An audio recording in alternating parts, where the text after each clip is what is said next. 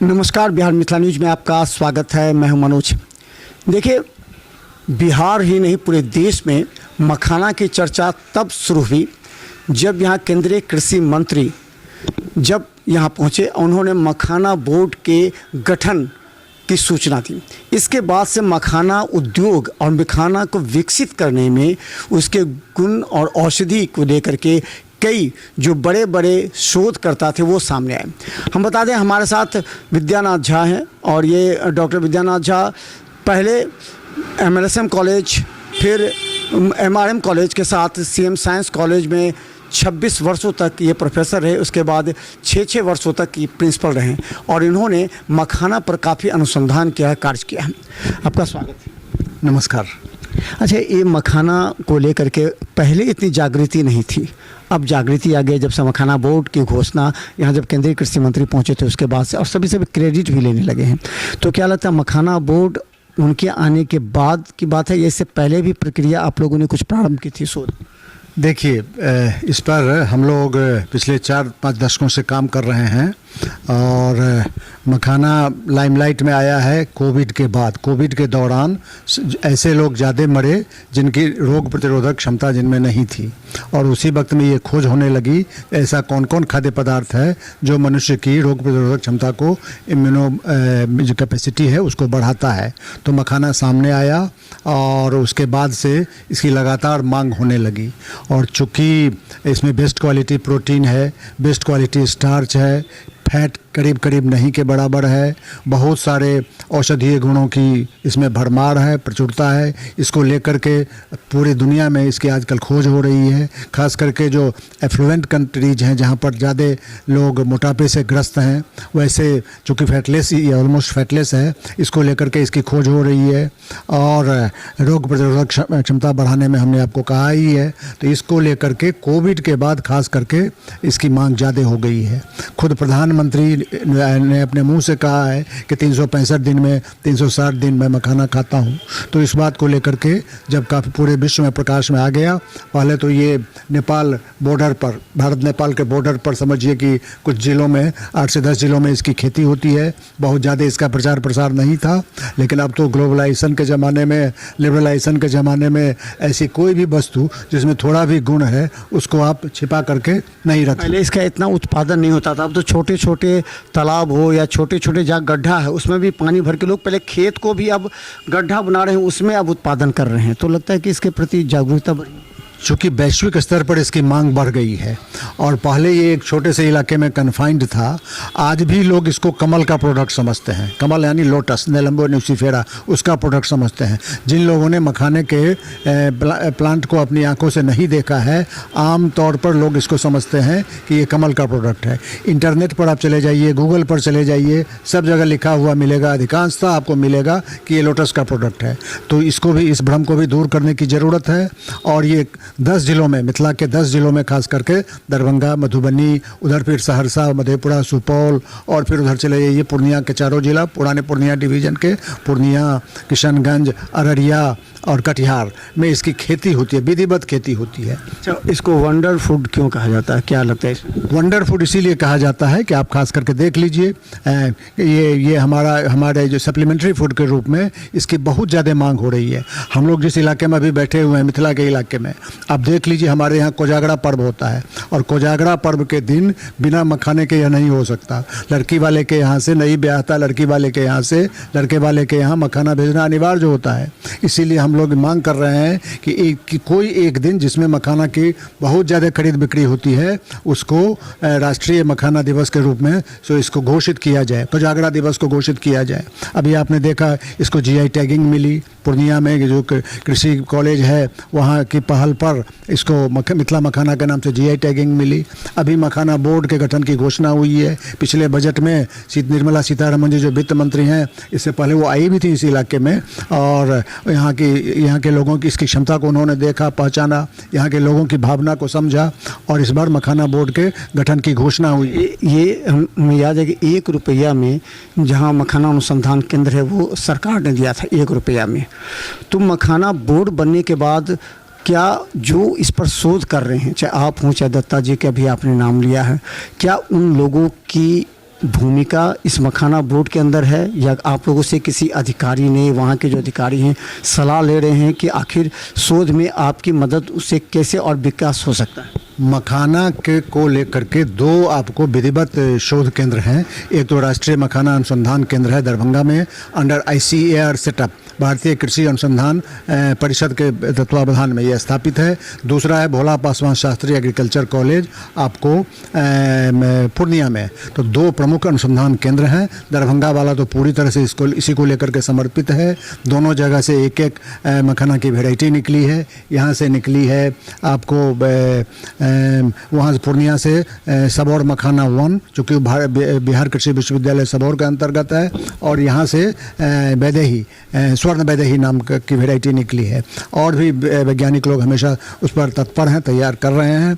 हमने शुरुआत की थी और हम और हमारे मित्र डॉक्टर रमेश नारायण दत्त जी, हम दोनों ने रांची यूनिवर्सिटी से डॉक्टर उपेंद्र नारायण झा जी के अंडर में मखाना पर शोध किया था। उन दिनों शुरुआत ही हुई थी, बाद में जो इस पर शोध हुए और इसके जो जितने गुण हैं वो सामने आए, तो फिर इसके प्रचार प्रसार होने। अभी जो मखाना बोर्ड बना है और यहाँ जो उपलब्धि गिनाए जा रहे हैं, यहाँ जो मखाना बोर्ड में जो यहाँ सदस्य हैं, जो मेंबर हैं, जो चेयरमैन हैं, क्या उन लोगों ने आपके शोध को बुला करके आपसे बात की है या आपसे कुछ सलाह ली है ताकि आगे और इसको कार्य किया? देखिए, अभी तो केवल घोषणा हुई है और आगे इलेक्शन है, तो इलेक्शन को लेकर के चूँकि पूर्णिया में भी लोग बहुत आंदोलन कर रहे हैं कि हमारा भी इस पर हक बनता है। निश्चित रूप से ये दोनों मिथिला के अंग हैं। हम लोग मिथिला के पश्चिम में हैं और वो लोग मिथिला के पूर्व में हैं। और जहाँ तक इसकी खेती का सवाल है, निश्चित रूप से पूर्णिया प्रमंडल के ज़िलों में रकबा ज़्यादा है, ज़्यादा उसके अंडर में मखाना के जहाँ पर मखाना की खेती होती है, और खेत में भी खेती शुरू हो गई है। चूँकि अब 1.5 से 2 फीट पानी बहुत है मखाने के लिए। यही है कि अब शुरू में जहाँ पर पहले हम लोगों के यहाँ पौंड सिस्टम में, पोखरा सिस्टम में मखाने की खेती होती थी, तो अब चूँकि मांग इसकी बढ़ गई है और कम पानी में भी इसकी खेती अब की जा सकती है। जलवायु परिवर्तन, ग्लोबल वार्मिंग आप देख रहे हैं, उसके चलते पिछले 10-15 वर्षों से इस इलाके में भी बहुत ज़्यादा वर्षा नहीं हो रही है। तो इन सब कारणों से लोगों ने खुद, प्रगतिशील किसानों ने खुद ब खुद यह याद किया है कि कम से कम पानी में इसकी खेती की जाए। सरकार का और बैंकों का जो किसानों के प्रति जो लोन देने के लिए या फिर उनको बढ़ावा देने के लिए कार्य हो रहा है, वो कार्य लगता है क्योंकि किसानों की संख्या बढ़ गई है इसमें, पहले जितने थे उतने तिगुने चौगुने ज़्यादा बढ़ गए हैं जो कर रहे हैं इसके। सरकार ने, बिहार सरकार ने भी, केंद्र सरकार ने भी कई योजनाएं चलाई हैं। और आपने मखाना बोर्ड वाली बात की थी, वो पूरा नहीं हो सका। मखाना बोर्ड के गठन की घोषणा हुई है, अभी तक ये कार्य रूप, क्रिया रूप नहीं ले सका है, और सरकारी स्तर पर प्रयास हो रहे हैं। मैं समझता हूँ कि विधानसभा के चुनाव के बाद बोर्ड का गठन पूरी तरह से हो जाएगा। हम लोगों से भी जहाँ तक ज़रूरी होता है सलाह ली जाती है, और इसका हम लोग तो एकेडमिशियन हैं, इसलिए हमारी भूमिका वहाँ बहुत नहीं है। वहाँ सरकार की अपनी भूमिका है, सरकार इसमें जो निर्णय करे वो उसका निर्णय है। लेकिन हम चूँकि मखाना पर ये हमारे यहाँ की फसल है, ये हमारे यहाँ की चीज़ है, मिथिला की संस्कृति से इसका भिन्न रूप से जुड़ाव है, हम इस भावना से काम करते हैं। अभी वही मैं कोजागरा की बात मैं कर रहा था, आयुर्वेद में बहुत पहले से यह चर्चा है कि मखाने में शुक्राणुजनक गुण है, प्रजास्थापक गुण है, और इसीलिए विवाह का जो रिचुअल है मिथिला में, उसमें इसका उपयोग होता है, आवश्यक भेजना अनिवार्य होता है। पूरे गांव में, पूरे इष्ट मित्रों के पास सब जगह बांटा जाता है। अभी हाल में एक शोध बनारस हिंदू विश्वविद्यालय में प्रोफेसर राधा चौबे जी हैं, उन्होंने करवाया है चूहे पर एक्सपेरिमेंट करके, एनिमल मॉडल पर। और यह आयुर्वेद में तो यह बात पहले से सिद्ध थी, लेकिन अब मॉडर्न जो एक्सपेरिमेंट है, आधुनिक जो वैज्ञानिक प्रयोग हैं, उससे यह बात पूरी तरह से सिद्ध हो गई है कि इसमें शुक्राणुजनक गुण हैं। इसीलिए वैसे देश जहाँ पर जनसंख्या बहुत कम है, वहाँ पर भी इसकी मांग, इसका बहुत प्रचार प्रसार अभी नहीं हुआ है, लेकिन यह भी यदि प्रचारित प्रसारित होता है तो ऐसे देश जहां जनसंख्या कम है वहां भी इसकी मांग बढ़ जाएगी। अच्छा, एक अंतिम सवाल। ये लगता है कि जैसे ही इसके उत्पादन बढ़े हैं, इसके रेट भी बढ़े हैं, जिससे किसानों को तो फ़ायदा हो रहा है, लेकिन आम ग्राहकों को नुकसान है। जो पहले 700, 400, 500, 700 थे, अब 1600, 1800, 2000 तक पहुंच गए हैं। तो क्या लगता है कि ग्राहकों के दृष्टिकोण से तो ज़्यादा हो रहा है, किसानों के दृष्टिकोण से फ़ायदा है, तो क्या इसके रेट पर भी अंकुश होनी चाहिए? देखिए, यह एक दिन की बात नहीं है, इसमें ये अर्थशास्त्र का जो नियम है ये इस पर भी लागू होगा। अभी अचानक इसके भाव में वृद्धि हुई है, इसीलिए जहाँ लोग उत्पादक हैं उनको भी उनके लिए भी खरीदना, जिस क्षेत्र में इसका उत्पादन होता है वहाँ के लोगों के लिए भी खरीदना थोड़ा कठिन हो गया है। लेकिन बाजार का अर्थशास्त्र का जो सिद्धांत है, ज्यों ज्यों इसका उत्पादन बढ़ेगा त्यों त्यों इसके मांग में इसके भाव में कमी आएगी और बाजार का जो नियम है वो इस पर भी लागू होगा। आपने कौन कौन सी किताबें इस संबंध में शोध में लिखी? मेरी किताब है मखाना करके, अंग्रेजी में ये किताब है। भारतीय कृषि अनुसंधान परिषद से यह किताब 2003 में ही आई थी और इसके बाद साथ ही मखाना अनुसंधान केंद्र की स्थापना भी हुई थी यहाँ पर दरभंगा में। और इसमें करीब करीब 30-31 आलेख हैं भारत के विभिन्न राज्यों से, जहाँ जहाँ मखाना होता है या तो खेती होती है या वाइल्ड फॉर्म में पाया जाता है। चीन से भी है, जापान से भी है, अमेरिका से भी है।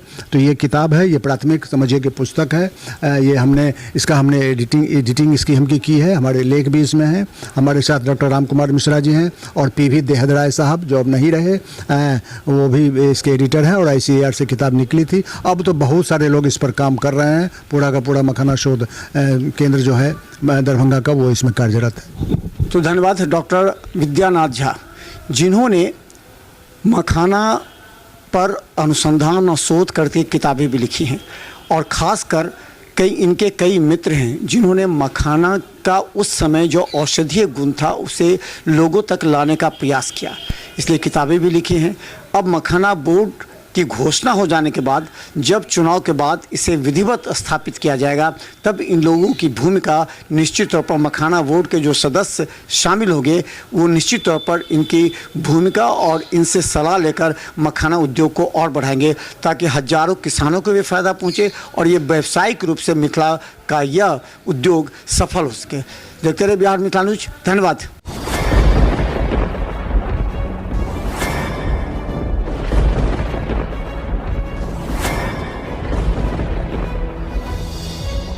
हम जीविका के CRP छी 10 साल 12 साल से, एको गो पाई ना हमरा के दरमाहा घरे घरे। संदेश देता है कि या प्रशासनिक अधिकारी सही तरह से एक्टिव नहीं है या फिर नीतीश सरकार कंट्रोल नहीं कर पा रही है? ये सरकार में कमी है जो सर, सरकार जो कंट्रोल नहीं कर पाती है सर। बाकी जो भी है सब एक ही तरह। मनोज बाबू, आप फटे दूध से छाली निकालने वाले लोग हैं, ब्रेकिंग न्यूज के मास्टर हैं। गरीब का ये सब गरीब का है ही नहीं। शासन सत्ताकार आदमी है, ये सब बर्बाद कर दिया बिहार को। तो निश्चित तौर पर केंद्र में भी हमारी सरकार होती है, बिहार में भी हमारी सरकार होती है, तो पलटू राम है फिर पलट जाते हैं।